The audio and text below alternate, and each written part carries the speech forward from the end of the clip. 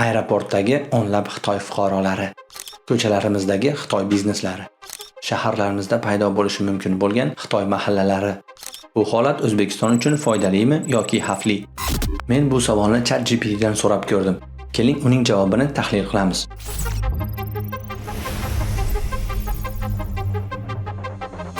Sun'iy idrokning fikricha, O'zbekistonda Xitoy fuqarolari ko'payishining bir necha ijobiy va salbiy jihatlari bor.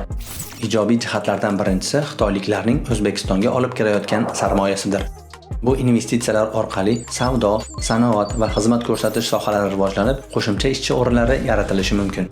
Bu esa O'zbekiston umumiy iqtisodiyotining sezilarli darajada o'sishiga olib keladi. Ikkinchidan, Xitoy Xalq Respublikasi ishlab chiqarish va qurilish texnologiyalarida ancha ilg'or davlat hisoblanadi. Bu tajriba O'zbekistonda yangi sanoat tarmoqlarining rivojlanishiga ham turtki bo'lishi mumkin.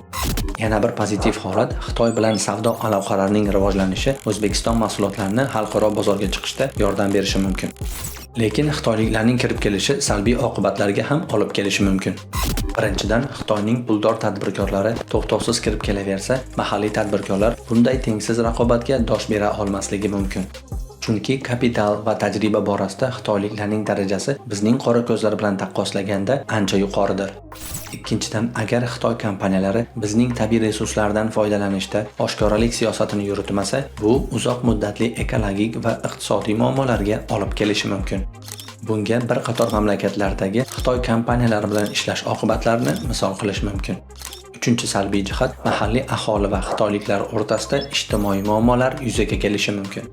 Sababi O'zbekistonliklar va xitoyliklarning madaniyati va turmush tarzi sezilarli darajada farq qiladi.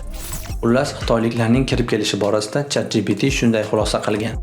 Xitoy sarmoyasi va tadbirkorlarining O'zbekistonga kirib kelishi ma'lum darajada iqtisodiy rivojlanishga turtki berishi mumkin.